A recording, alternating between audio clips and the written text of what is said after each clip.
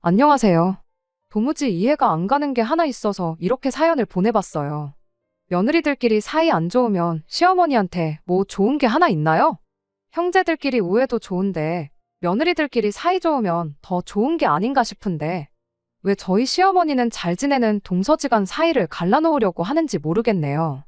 저는 올해로 33살로 맞벌이 결혼 생활 5년 차를 보내고 있습니다. 아이는 아직 없어요. 딱히 애 없이 살아야겠다 정하고 결혼해서 살고 있는 건 아닙니다.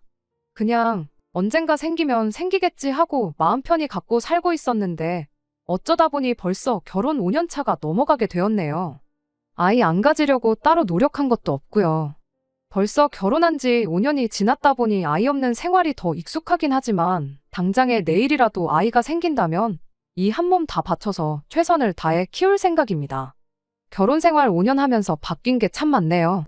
지하철도 안 다니던 저희 동네에는 끝내 지하철이 다니기 시작했고, 저희 결혼할 때만 해도 평생 결혼 안 하고 엄마랑 살겠다던 시동생도 결혼을 했고요. 하지만 무엇보다 가장 크게 변한 건 남은 평생 자식들한테 손은 벌리더라도 한 집에 같이 살 생각 없다던 시어머니 마음이 아닌가 싶습니다. 저희 결혼하고 나서 바로 그 다음 해에 둘째인 시동생이 결혼을 했어요. 저희가 결혼할 당시만 해도 연애는 해도 결혼은 안 하겠다던 시동생이었는데 난데없이 이렇게 빠르게 결혼을 하게 될 줄이라곤 생각도 못했습니다. 시어머니는 저희와는 다르게 별로 대수롭지 않아 하셨어요. 오히려 당신은 진작에 그럴 줄 알았다고 결혼 안 하고 엄마랑 같이 살겠다는 것들 중에 결혼 안 하는 놈을 본 적이 없다시면서 말이죠. 아무튼 시동생도 그렇게 결혼해서 저희 집하고 마찬가지로 맞벌이 생활을 하고 있어요. 형제들끼리는 연년생이지만 동서가 마침 저랑 동갑이었어요. 거기에 첫인상이 조금 쌀쌀맞고 곁을 안 줄 것처럼 보여서 앞으로 잘 지낼 수 있을까 걱정이었는데 그런 걱정은 저희 기우나 마찬가지였습니다. 성격이 저랑 자매 사이라고 해도 무방할 정도로 거의 비슷했거든요. 취향은 물론이고 하는 생각까지 비슷했어요. 그렇게 동서와 친해지게 되었고 서로 말로는 형님 동서 하면서 부르긴 했지만 거의 둘도 없는 친구 사이나 마찬가지였습니다. 이쪽 동네가 서울에 인접해 있는 경기권인데 처음 저희 신혼집 구했을 때만 해도 지하철이 안 다녔어요. 출퇴근은 집 근처까지 오는 버스가 있어서 그걸 타고 다니긴 했는데 오며 가며 하는 거리도 있고 그러다 보니 서울 살고 있는 친구들 만나고 집에 돌아오고 그러는 건 꿈도 못 꿨습니다. 남편 말고는 따로 말상대도 없고 그래서 가끔 친구들하고 퇴근 후에 잠깐 보내던 시간이 그리웠어요. 그런데 이렇게 마음 잘 맞는 동서가 같은 동네에 살게 되었으니 저에겐 축복이나 마찬가지였습니다. 그리고 그 생각은 동서 또한 똑같았지요. 저희가 같은 동네에 신혼살림을 차리게 된 데에는 이유가 있습니다. 이 지역이 저희 시어머니 사는 동네거든요. 시어머니가 홀어머니세요. 자세한 이야기는 못 들었는데 아버지 되시는 분이 남편하고 시동생 어릴 적에 다른 사람 만나 새 살림 차려 집을 나갔답니다. 도의적인 책임을 지겠다고 그렇게 이혼하면서 시어머니한테 집도 넘겨주셨고 양육비도 제때제때 보내주셨다고는 해요. 하지만 그렇다고 홀어머니 몸으로 두 자식 공부시켜 취직시키고 장가까지 보내는 게 쉬운 일은 아니셨겠지요. 그 덕에 두 아들이 어머니를 끔찍하게 생각하는 효자로 컸고 신혼집을 구할 때 시댁 근처에 신혼집을 구하면 어떻겠냐고 물어온 남편 질문에 저도 동서도 그렇게 하기로 정했고 그렇게 같은 동네에 살게 되었던 겁니다. 물론 시어머니 가까이에 신혼집을 구하는 결정을 내리기가 쉬운 건 아니었어요. 하지만 달리 말하면 가까이 산다는 건 적어도 시어머니와 합가해서 모시고 살 일은 없을 거다는 소리와 똑같다고 생각했어요. 그리고 저희가 경제적으로 넉넉한 형편으로 결혼한 건 아니었는데 당시 이 근처에 지하철역도 생긴다 하고 서울하고 인접한 신도시권이기도 해서 지하철역만 생기면 집값이 엄청 뜨겠구나 하는 기대도 있었지요. 그냥 개인적인 생각이지만 지하철이 다니면 그곳은 서울이나 마찬가지 아니겠냐 싶었거든요. 결국 3년 전에 지하철역이 생겼는데 제가 생각한 것보다 집값이 쥐똥만큼밖에 안 오른 건 계산착오긴 했지만요. 아무튼 동서 또한 시동생하고 결혼하는 데 있어서 적어도 한 동네 살면 모시고 살겠다고 할 일은 없겠구나 싶었답니다. 그 덕에 동서네랑 같은 동네에 살게 되었던 거지요. 천만 다행스럽게도 시어머니 또한 늙어서 자식한테 손은 벌릴지라도 한 집에 빌붙어서 살 생각은 없다고 이야기까지 하셨고요. 시동생 결혼할 때는 두 자식 다 장가 보낸 만큼 내 할 일은 다 끝났으니 이제는 내 인생 즐기고 살 거라고 하셨어요. 시어머니가 올해 60대 초반이시고 이미 오래전부터 만나고 계신 남자친구분도 따로 계시거든요. 말인즉슨 이제 뒷바라지 해줄 자식도 없으니 산이며 들이며 바다며 좋은 데 있으면 남자친구분하고 같이 놀러 다니고 그러면서 당신 인생 즐기고 살겠다는 소리셨어요. 시어머니한테 저희랑 동선애가 합쳐서 달에 50만 원씩 용돈을 드리기로 했는데 시어머니가 다른 건 모르겠고 그것만 끊기지 않게 해달라 하셨지요. 친정에도 비슷하게 보냈으니 솔직히 용돈 그만큼 챙겨드리는 거 맞벌이 하는데 못할 일도 아니었고 신경 쓰이지도 않았어요. 시어머니 집을 기준으로 저희 집은 15분 정도 걸리고 동선에는 저희 집하고 반대 방향으로 10분 거리에 있어요. 집이 가까운 만큼 이따금씩 남편 말고 다른 사람하고 수다 떨고 그러고 싶으면 동서랑 만나서 시간을 보내곤 했어요. 형제끼리 우애도 좋은 편이라 넷이서 자주 만나기도 했고 그렇게 넷이서 시댁도 자주 방문하고 그랬습니다. 그렇게 화기애애하게 잘 지내고 있었다 보니 시어머니가 남편 복은 없었을지라도 자식 복과 며느리 복은 있으시구나 그렇게 생각했어요. 그렇게 작년까지만 해도 아무런 문제가 없이 지내왔는데 작년 여름쯤엔가 남편한테서 정말 생각도 못한 어이없는 이야기를 하나 듣게 되었습니다. 왜? 집값이 조금이나마 오르긴 했다고 했잖아요. 집값이 오른 게 비단 저희 집만 오른 게 아니고 시댁이랑 동선에도 조금씩 올랐어요. 지하철역을 기준으로 가장 가까이 있는 저희가 가장 수혜를 많이 보긴 했죠. 그런데 작년쯤 남편이 뜬금없이 집값도 올랐고 한데 이제 슬슬 넓은 집에 살아보고 싶지 않냐고 저한테 슬쩍 질문을 해왔어요. 넓은 집 싫어하는 사람이 어디 있겠냐마는 저희가 아이가 생긴 것도 아니고 저희 삶에 크게 달라진 건 없었거든요. 집값이 올랐다고 한들 솔직히 다른 지역도 조금씩 집값이 올라있던 상황이었는데 이 집을 판다고 해서 더 넓은 집으로 이사가는 건 아예 시골 동네로 가지 않는 한 불가능에 가까워 보였거든요. 그런데 갑자기 뜬금없게 넓은 집에 살고 싶지 않냐는 소리를 하는 게 뭔 소리를 하는 건가 싶었죠. 남편이 이어서 말하기를 형제끼리 우애도 좋고 배우자들끼리 사이도 좋고 그러지 않냐면서 시어머니랑 동선에 포함해서 세 가구 집값이 다 올랐는데 이참에 집들 정리하고 돈을 모아서 2층 집 같은 거 구해가지고 세 가족이서 같이 살면 어떻겠냐는 겁니다. 이 인간이 갑자기 정신이 나갔나 싶었죠. 합가 이야기를 꺼내도 싫었을 텐데 동선에까지 한 집에 같이 살자는 소리를 해왔으니까요. 그런데 남편은 재수 씨랑 사이도 좋은데 뭐가 문제냐며 이해가 안 간다는 듯이 말을 하더라고요. 사이가 좋은 건 좋은 거고 같이 사는 건 또 다른 문제인 거 모르냐고 바로 따졌죠. 당장 우리만 해도 연애할 때 한 번 다툰 적 없지 않았냐. 그런데 같이 살면서 생활 습관 다른 것 때문에 생각하는 게 달라서 의견 다툼도 생기고 투닥거리도 하지 않았냐고요. 남편이니까 평생 남은 인생 같이 살아야 되니까 어느 정도 이해하고 참고 사는 거지. 같이 살면서 시어머니나 시동생, 동서한테 하나씩 불만 생기기 시작하면 그것까지 내가 참을 줄 아느냐고 절대로 그렇게는 못한다고 했어요. 그리고 남편이 결혼 생활 초반에 부모님 합가 문제로 절대 같이 살 일은 없을 거라고 못을 박았던 적이 있었거든요. 그 이야기도 꺼냈지요. 과정 자체는 제 기분만 상하고 서운하게 했지만 결론적으로는 부모님이 한 집에 같이 살 일은 없을 거다는 이야기나 마찬가지였어요.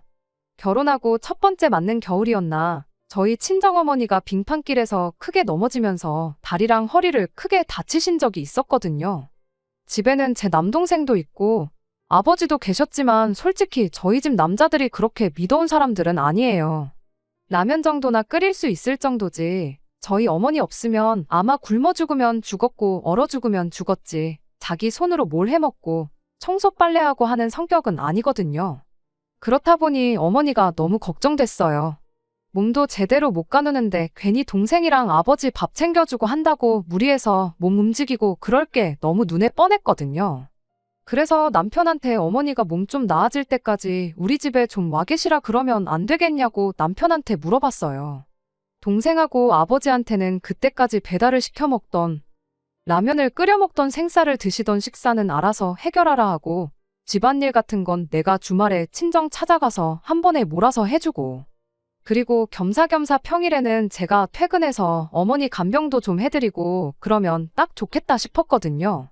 그런데 남편이 그렇게는 안 되겠다고 고민도 안 하고 단칼에 거절을 했었어요. 간병할 사람이 필요하면 사람을 쓰던지, 상황이 안 되면 그냥 제가 친정에 가서 하면 되는 거 아니냐면서요.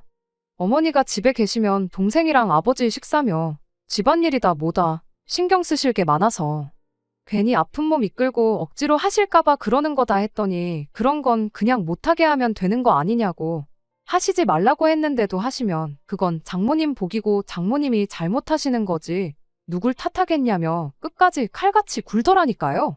장모님이 우리 집에 와 계시면 그만큼 자기도 불편할 거라고.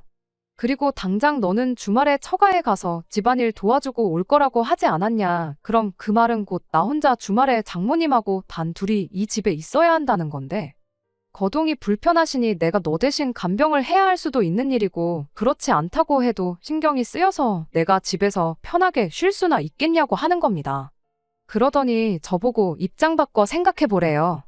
뼈 빠지게 일해서 퇴근하고 집에 왔는데 집에 우리 엄마가 떡하니 누워 계시면 너는 마음이 편하겠냐고요. 우리 집에서만큼은 마음 편하게 지내자고. 앞으로 효도를 집 안에까지는 끌어들이지 말자고 그렇게 단호하게 거절을 했었어요. 그때 솔직히 그런 남편이 서운하기는 했는데, 남편 말 맞다나 입장 바꿔서 집에 아픈 시어머니가 와 계신다면 그건 그거대로 신경이 엄청 쓰이겠구나 싶었죠. 어머니 간병이야 솔직히 제가 출근해 있는 동안 못 해드리는 건 당연한 거고, 집안일이고 뭐고 하지 마시라 단단히 일러두고 동생한테 조금만 신경 쓰라고 하는 게 현실적인 방법이라 생각했죠. 죽 같은 거야 요즘 편의점만 가도 팔고 제품도 워낙 잘 나오는 데다가 죽만 전문적으로 취급하는 음식점까지 있는데 아무리 친정아버지랑 동생이 못 믿었다고 한들 그 정도 신경 못 써주겠나 싶었네요. 서운한 건 서운한 거지만 현실적으로 생각하면 제가 호들갑 떠는 게 맞았고, 효도를 집안까지 끌어들이지 말자고 말하는 건 시어머니한테도 똑같이 그러겠다는 소리였지요. 그래서 앞으로 평생 남편하고 살면서 시어머니 모시고 살 일은 없겠구나 또 한 번 그런 확신을 가졌었거든요. 그런데 이제 와서 갑자기 2층 집 구해서 동서네랑 시어머니 모시고 같이 살자고 하니 달리 말도 나오지 않고 그저 황당하기만 할 따름이었어요. 남편은 효도는 집안까지 끌고 들어오는 게 아니라고 했던 자기 말은 기억도 안 나는지 계속 딴소리를 하더라고요. 재수 씨랑 사이도 좋으면서 싫을 게 뭐가 있냐고, 2층 집으로 구해서 공간 분리만 확실하게 해놓으면 따로 사는 거나 마찬가지라고 그냥 10분, 15분 걸리는 거리에 사는 시어머니랑 동생네가 같은 아파트 같은 동으로 이사 왔다고 생각하면 이해가 쉽지 않겠냐고 설명을 하는 겁니다. 남편한테 내가 어디 이해가 안 가서 그러는 거겠냐고, 내가 미쳤다고 집까지 팔아가며 시어머니 모시고 동서네랑 살고 싶겠냐고 한마디 하고 말았습니다. 남편은 끝까지 재수 씨랑 그렇게 친하게 굴더니 왜 그러냐는 소리만 하길래 동서랑 내가 진짜 친해서 가까이 지내겠냐고, 동네에 달리 말할 사람도 없고 그러니 어쩔 수 없이 같이 다니는 거지 하고 한마디 하고 말았어요. 사실은 동서랑 친한 게 맞았지만 그렇게 말 안 하면 남편이 끝까지 동서랑 친한 거 걸고 넘어지면서 뭐가 문제냐고 할까봐 그랬던 거예요. 아무튼 그 일이 있은 지 며칠 지나서 남편 모르게 따로 동서를 만났어요. 동서도 안 그래도 저랑 따로 만나려고 했다고 하길래 동서도 저한테 넋두리 털어놓을 일이 있었나 보구나 싶었습니다. 동서랑 만나서 형님 먼저 아우 먼저 하면서 서로 무슨 일 있는지 이야기를 해보라고 하고 있었는데 막상 이야기 나눠보니 누가 먼저 이야기 꺼낼 필요도 없는 상황이었어요. 어이없게도 동서 또한 시동생이 난데없이 집 팔아서 시어머니 모시고 세 가족이 한 집에서 같이 살자는 말을 꺼내와서 안 그래도 그것 때문에 대판 싸웠다는 이야기를 해왔으니까요. 그리고 이렇게 만나자고 했던 것도 저랑 똑같은 이유였습니다. 우리가 너무 친해 보여서 두 아들들이 한 집에 같이 살자고 하는 거 아니겠냐고, 그러니까 우리가 나름대로 겉으로는 사이가 나쁜 척을 해야 하지 않겠냐고요. 그래서 일부러 그때부터는 동서하고 암만 눈치 없는 두 남편들도 저게 사이가 좋은 건가 나쁜 건가 아리송할 정도로 기싸움을 하는 척을 했지요. 어차피 동서하고는 이미 이야기가 끝나 있던 상황이니 실제 두 사람 사이는 아무런 문제가 없었습니다. 그런데 이렇게 했더니 그건 그거대로 문제가 생기고 말았네요. 동서네랑 저희 집이 다른 점이 하나 있었는데 그건 자녀 계획이었어요. 저희는 애가 생기거나 말거나 운명에 맡기자는 주의였던데 반해 동서는 결혼하자마자 아이를 갖기를 원했었죠. 물론 저도 아예 아이 없이 살고 싶은 생각은 아니었고 나이도 나이다 보니 35쯤 돼서는 더 늦기 전에 아이를 가질 생각이었습니다. 한약을 지어 먹는다거나 뭐 용하다는 분 찾아가서 날짜를 받아온다거나 하는 식으로 나름 노력을 할 생각도 있었고요. 아무튼 동선에는 결혼하자마자부터 아이를 갖기 위해 온갖 노력을 해왔는데 아무리 노력을 해도 아이가 안 생기는 경우였지요. 동서하고 조금 사이가 나쁜 척 연기하기로 했던 이후 얼마 지나지 않아 동서가 시험관까지 시도했는데 결과가 안 좋았어요. 그때 가서는 동서가 워낙에 힘들어하기도 했고 시험관 자체가 몸에 무리가 많이 가는 거라 하니 일부러 남편들 같이 해서 만나는 자리 같은 건 만들지도 않았어요. 혼자 마음 정리도 하고 몸도 추스를 하고 나름 배려를 해줬던 거였죠. 그런데 그게 두 남편들이나 시어머니 눈에는 진짜 얘들이 겉으로만 친한 척은 하고 사이가 안 좋은 거구나 하고 착각을 했었나 봐요. 하루는 시어머니가 난데없이 저희 집에 찾아왔어요. 그러더니 저한테 말도 안 되는 이야기를 꺼내시는 겁니다. 동서가 저를 엄청 원망하고 있다고요. 그게 무슨 소리냐 하고 물어봤더니 자기들 아이가 안 생기는 게 저희 때문이라는 이야기를 들었대요. 하도 아이가 안 생기니까 뭐 어디 용한 사람을 찾아가 봤다는데 윗사람인 저희가 집에 아이가 들어오는 기운을 아주 꽉 막고 있다는 이야기를 들었다더랍니다. 동서가 진짜 그런 이야기를 들었으면 저한테 말을 안 해줬을 리도 없고 정말 밑도 끝도 없는 이야기라 제가 믿을 리가 만무했지만 진짜로 그 이야기를 믿는 척을 했어요. 아무튼 시어머니가 한다는 소리가 일단 그래도 이야기 나왔으니까 혹시나 싶어서 당신이 생각해봤는데 진짜 그럴 수도 있는 노릇 아니겠냐며 저희 보고 하루빨리 아이를 가지라고 하시는 겁니다. 안 그래도 내후년쯤에는 저도 본격적으로 아이를 가질 생각이 있었다 보니 싫다고 거절할 것도 아니었어요. 허나 손주가 보고 싶으면 동서네가 소식이 없으니 너네라도 먼저 가지면 안 되겠느냐 단도직입적으로 이야기하셨어도 될 일이 아닌가 싶었는데 굳이 되도 않는 이야기 지어내서 동서가 저를 원망하고 있다는 이야기까지 꺼내실 이유가 뭐가 있나 싶었습니다. 그런데 아니나 다를까 시어머니가 저한테 본심을 꺼내왔어요. 아이 태어나면 당신이 우리 집에 머물며 아이를 봐줄 테니 일단 저희 집 방 한 칸을 당신이 오며 가며 머물고 여차하면 자고 갈 수 있게 당신 방으로 만들어 놓으라는 겁니다. 아이가 태어나기는커녕 아직 아이가 생기지도 않았는데 벌써부터 방 한 칸을 비워놓을 이유가 뭐가 있느냐고 제가 대답했더니 시어머니가 한다는 말이 그러다 동서네가 먼저 아이가 생기면 어떡하냐며 일단 저희가 먼저 동서네한테 시어머니를 모시고 살겠다는 강한 의지를 보여주라는 소리를 하더라고요. 아무리 시대가 변했다지만 당신은 장남내외인 저희가 더 신경이 쓰일 수밖에 없는 법이라며 두 며느리가 비슷한 시기에 아이를 갖게 된다면 당신 입장에서는 키워줘도 장손을 키워주고 싶다고. 그런데 혹시나 당장 소식은 없지만 열심히 노력하는 동서네가 먼저 아이를 갖게 되고 아이 좀 대신 키워달라 부탁해오면 당신이 그걸 거절할 명분이 없대요. 그러니까 일단 당신 지낼 방부터 마련해놓고 그러라는 겁니다. 일단 대답은 알겠다 했는데 물론 저는 그렇게 할 생각 없었어요.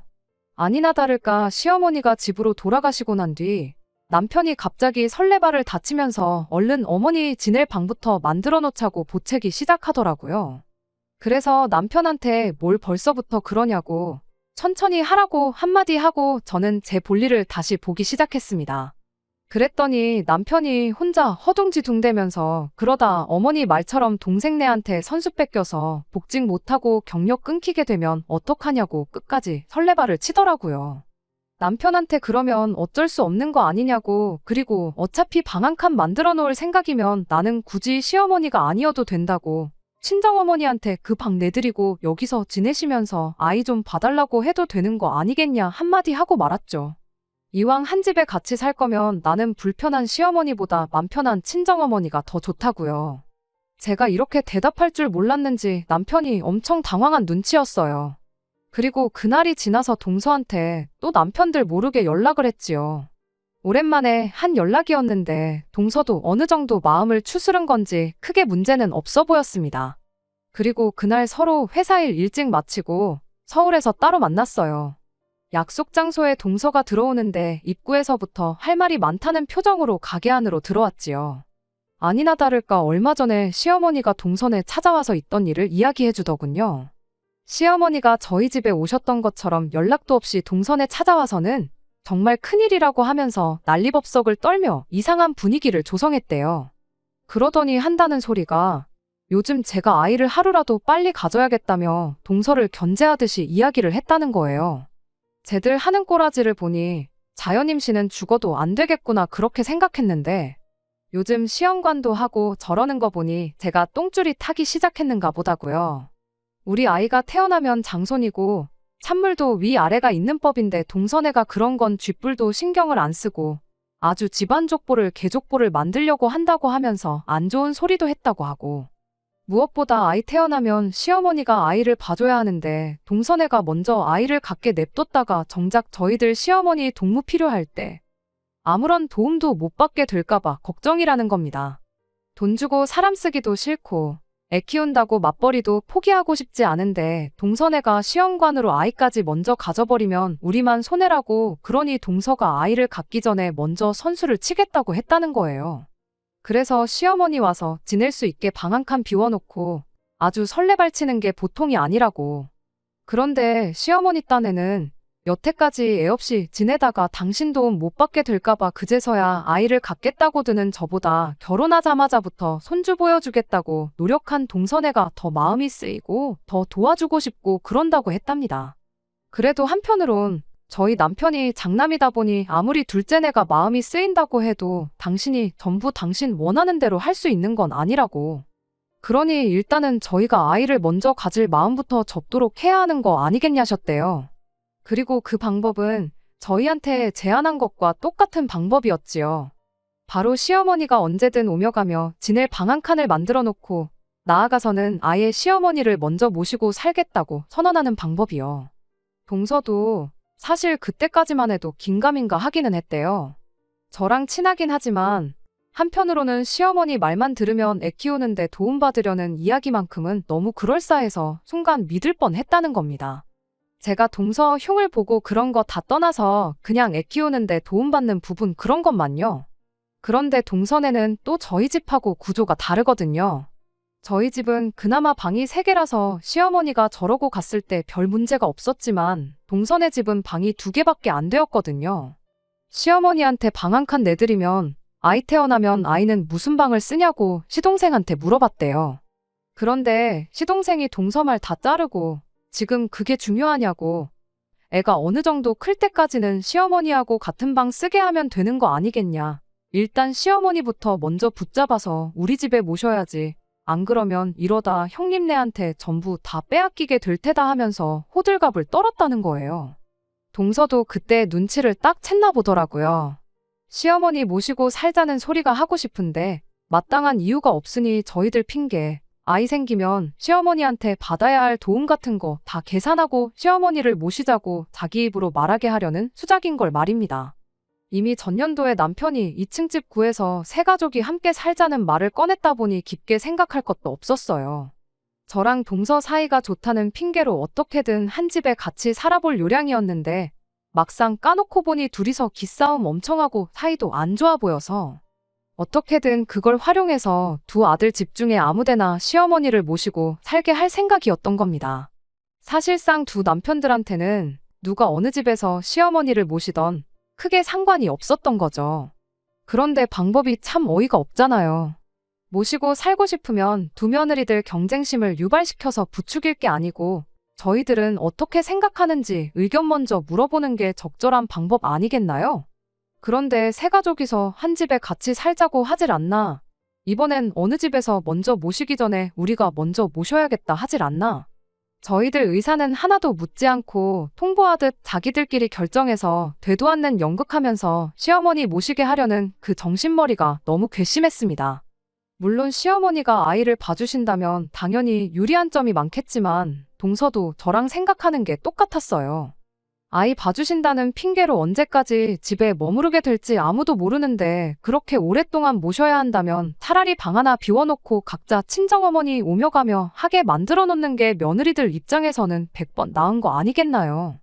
일단 동서하고 미리 이야기도 맞춰놓고 한 덕분에 서로 관계까지 소원해져가며 억지로 시어머니를 모시는 일은 피한 것 같아요. 그래도 도무지 이해가 되지 않네요. 여지껏 한 집에 같이 살 생각 없다고 당신 인생 즐기고 살겠다는 시어머니가 갑자기 저렇게 합가를 하려고 하는지.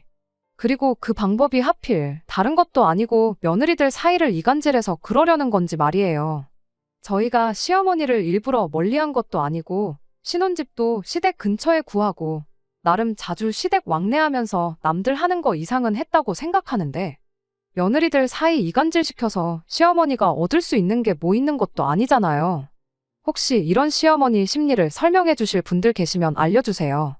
이 상황이 너무 황당하고 당장 남편이나 시어머니한테 왜 이런 개수작을 부리시냐 따져묻고 싶지만 이유가 뭔지나 좀 알고 그러고 싶거든요. 안녕하세요. 얼마 전에 시어머니랑 동선의 세 가족이서 2층 집에 같이 살자고 하다못해 시어머니가 나서서 며느리 사이 이간질시켜 어떻게든 한 집에 합가하려고 한다는 사연을 보냈던 쓰니입니다. 여러분들이 보내주신 의견은 동서랑 같이 해서 잘 봤어요. 여러 가지 의견이 있었는데 시어머니가 저러셨던 게 알고 보니 정말 별것도 아닌 이유였습니다. 그냥 모르는 척 넘겨봐야 시어머니가 몇 번이고 계속 저랑 동서 이간질 시켜가며 계속해서 합가를 시도하실 것 같아서 이참에 한번 제대로 짚고 넘어가야겠다는 생각이 들었어요. 그래서 오랜만에 세 가족이 전부 모이는 자리를 만들었습니다. 계획한 대로 그날 세모자가 무슨 생각으로 저랬는지 그 이유를 알게 되었어요. 일부러 그날에는 동서랑 더 유난을 떨면서 사실 사이가 나쁜 게 아니고 좋다는 티를 더 냈지요. 세 사람 전부 앞불싸 싶은 표정을 짓고 있는 걸 보니 아무래도 저희가 사이가 나쁘구나 싶어서 경쟁 심리를 부추겼던 게 맞다는 확신이 들었습니다. 그리고 시어머니한테 이야기했어요. 저는 애 없이 살다 보니 아예 없이 사는 편이 나은 것 같아서 그냥 앞으로도 쭉 아이 없이 살아야겠다 말했고 동서는 그동안 들어서지도 않는 아이 갖겠다고 이것저것 시도해보다가 건강이 많이 상한 것 같아서 일단 마음 편히 갖고 당분간 아이 생각 없이 몸조리하는데 집중하겠다고 말했죠. 말인즉슨 당장 저나 동서나 급하게 시어머니 머물 공간까지 만들어가며 아이를 가질 생각 없다는 소리였지요. 그러니 시어머니도 괜히 누구 집에든 들어와서 같이 살 생각 안 하셔도 된다고 빙 돌려서 말하는 것과 다름없었어요. 더 이상 합가를 해야 할 명분이 사라졌으니 시어머니도 두 남편들도 조금 당황한 모습이었어요. 하지만 시어머니가 금세 눈치채신 것 같더라고요. 저희가 이미 일이 어떻게 돌아가는 상황인지 눈치챘고 합가할 생각 없다고 저희 의견을 이야기하는 것이라는 사실을요. 아니나 다를까 시어머니가 먼저 입을 열었어요. 두 자식들 취직시키고 장가까지 보낸 만큼 당신 할 일은 끝났다고 생각했고 그렇게 당신 인생 즐기면서 남자친구분이랑 좋은데 놀러 다니고 하면서 지내면 되겠구나 싶으셨답니다. 그런데 그 남자친구분이 재작년에 장가 보낸 자식네로 합가를 하게 되었대요. 그러면서 그분이 멀리 이사를 나가시게 되었고 그만큼 자주 못 만나게 되었답니다. 거기에 작년에는 그 집에 아이까지 태어나면서 남자친구분이 손주 봐야 된다고 밖에도 잘 안 나오게 되었고 그 덕에 시어머니는 거의 혼자서 지내는 거나 다름이 없었다네요. 그런데 그 집은 며느리가 나서서 남자친구분을 모시고 살겠다고 나섰다는데 우리 집은 뭐냐고. 나는 며느리가 하나가 아니라 둘이나 있는데 누구 하나 선뜻 나서서 모시고 살겠다는 사람도 없고 힘들게 아들 2명 키워서 제대로 효도도 못 받고 이게 다 뭐냐 싶으셨답니다. 그래서 재작년에 두 아들이 2층 집 이야기를 꺼내오면서 시어머니를 모시자고 했던 거였어요. 그런데 그 계획이 수포로 돌아가고 그러다 이번엔 작전을 바꿔서 저랑 동서 경쟁 심리를 부추겨서 합가를 하려던 계획을 세웠던 거죠. 그러던 중 시어머니한테 남자친구가 조언이랍시고 들은 게 애 키워준다고 하면 며느리들이 앞다퉈서 당신을 모시겠다고 할 거란 이야기를 해줬다는 겁니다. 그분 자식도 원래 같이 모시고 살 생각이 없었고 홀아버지 신경 쓰기도 싫어서 신혼집도 최대한 멀리 구했던 건데 막상 애 봐주는데 사람 쓰고 그러려니 돈 아깝고 그래서 아이 크는 동안만 같이 살기로 했다는 거죠. 시어머니는 그 이야기를 듣고 바로 계획에 옮기고 싶었지만 저도 그렇고 동선에도 그렇고 당장 아이가 없으니 키워준다는 이유로 합가는 못하겠다 싶으셨던 거예요. 그래서 저희 두 사람 이간질을 시켜서 둘 중에 아무나 먼저 입에서 시어머니 모시고 살겠다는 말이 나오도록 경쟁 심리를 부추겼던 거랍니다. 시어머니 입장에서는 남자친구분과 당신 상황이 비교가 되니 아쉬울 수도 있는 상황이겠구나 이해는 갔지만 당장 이해가 가지 않는 부분이 있어서 시어머니한테 대놓고 물어봤지요. 모시고 살겠다는 말이 꼭 며느리 입에서 나와야 하는 거냐고요. 혼자서 지내시는 게 외로우셔서 그러는 거면 저도 그렇고 동서도 그렇고 어머님께 아드님들 양보해드릴 의향이 있다고요. 어차피 회사 일 때문에 저녁 7시는 돼야 집에 들어오는데 집으로 퇴근시킬 게 아니고 그 길로 어머님 댁으로 직행하라고 하겠다고. 그리고 어머님 주무시는 시간까지 있다가 오라고 할 테니 원하는 만큼 효도받으시라고 했죠. 어차피 집이 10분 거리밖에 안 되는데 잠만 집에서 자면 되는 거 아니겠냐고. 그리고 원하시면 어머님 기상시간 전에 남편들 책임지고 깨워서 어머님 댁에 보내다 드리겠다고까지 했습니다. 그랬더니 시어머니가 질색을 하면서 기껏 장가 보내놨더니 내가 아들 뒷바라지 하면서 살일 있냐고 말장난하지 말라고 하시더라고요. 그래서 저랑 동서가 말했죠.